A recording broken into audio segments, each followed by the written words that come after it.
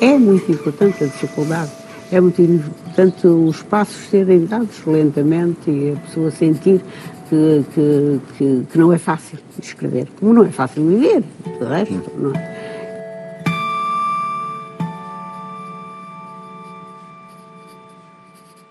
O dia a dia dela era estar em casa, sentada numa mesa, e estar a ser interrompida com as coisas da vida doméstica e a ser capaz de atender quem a interrompia e continuava imediatamente a escrever, continuava. Ela podia parar no meio de uma frase que ela depois acabava.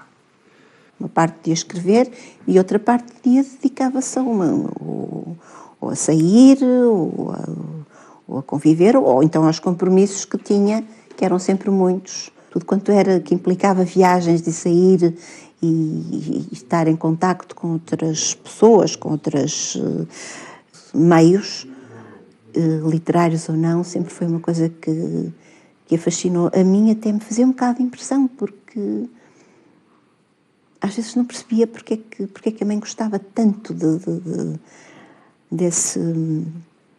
Mas realmente ela conseguia ter isso e depois chegar a casa e isolar-se completamente, como se tudo tivesse varrido e havia esse tempo de escrita e dedicação à escrita e à reflexão, que conseguia separar e ter esses dois tempos. Todos os romances delas eram escritos em 3 meses. Todos os romances de 300 páginas. Ela em 3 meses escrevia. Ela por ano só trabalhava 3 meses, mas trabalhava a sério, como um operário, não é? Todos os dias fazia uma página destas, não é?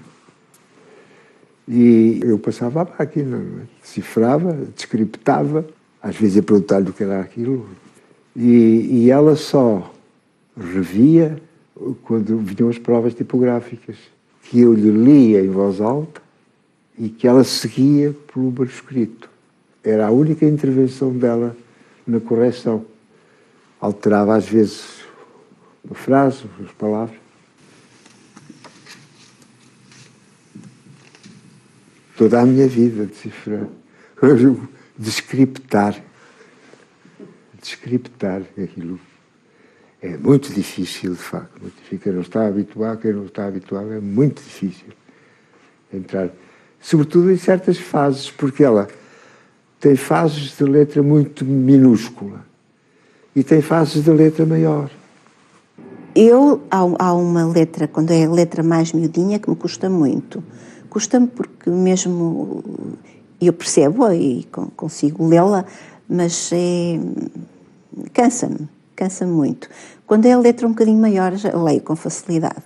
No manuscrito é que ela está, autenticamente o que é, porque o datilografado, quem datilografa, destrói sempre qualquer coisa.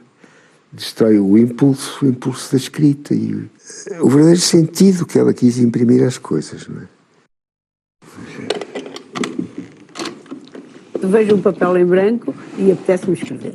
Muitas vezes até nos livros, que é aquele papel em branco que é o rosto do próprio livro e que me pedem para fazer um autógrafo, e isso eu vejo muito papel diante de mim, apetece-me escrever.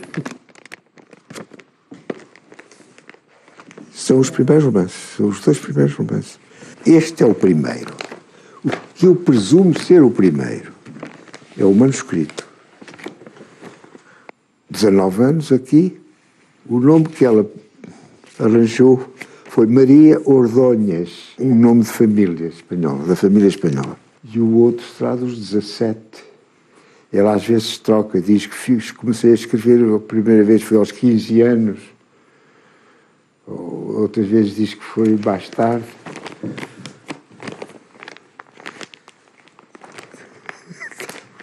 A ver? Acabadas, há muitas obras, peças de teatro acabadas. Há muitos contos por publicar e estou convencido que é grande número. Será um grosso volume. Assim, propriamente romances acabados, há esses 2, ainda antes de casada. Há este que está acabado, Coração d'Água, da Bíblia dos Pobres.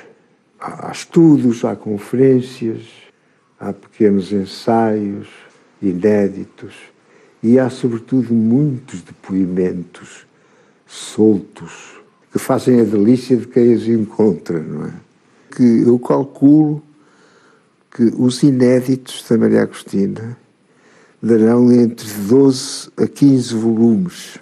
Eu tenho uma maneira de ver os inéditos um bocadinho diferente, porque se a minha mãe não os publicou, é porque, de certa maneira, achou que não eram necessários, ou que não eram oportunos, ou que...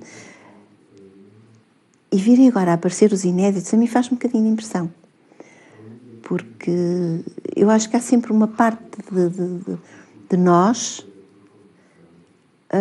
que deve ficar inédita. Porque não?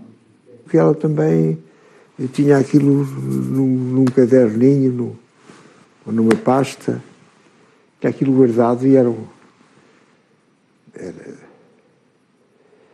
o privado dela, a vida privada. E só aparecia com as coisas no fim, não é? No entanto, também percebo que haja uma vontade, uma curiosidade em relação àquilo que está inédito. Mas tenho sempre essa inquietação dentro de mim. Não sei.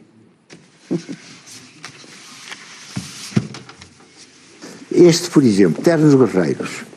Ternos Guerreiros foi precedido de uma versão que se chamava A Matilha.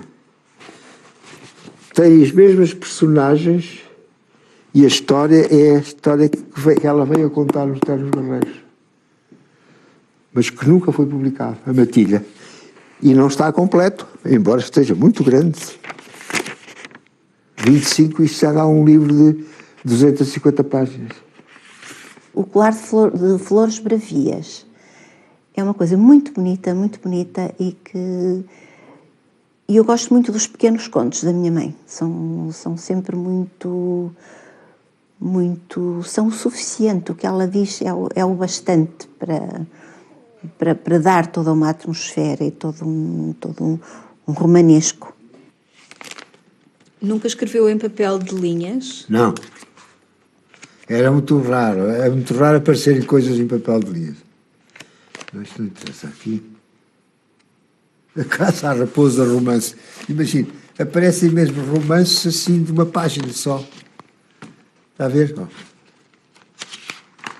2 páginas. Oh. E depois se desiste. Começa o romance, depois não. No dia seguinte já não é romance.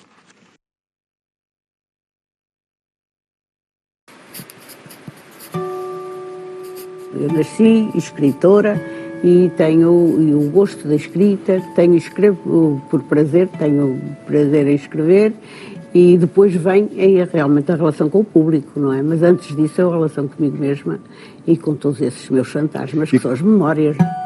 Eu acho que a mãe sempre teve os mesmos personagens e muitos deles a família.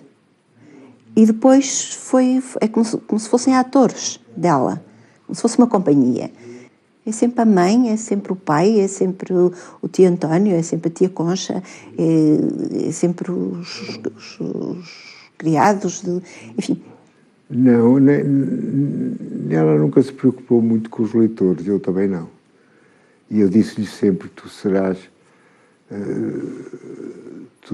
célebre depois de já não seres viva. Eu disse-lhe sempre isso, e ela sempre acreditou nisso. Nunca se preocupou com o êxito, nunca se preocupou. Repare que ela foi sempre a última a receber os prémios.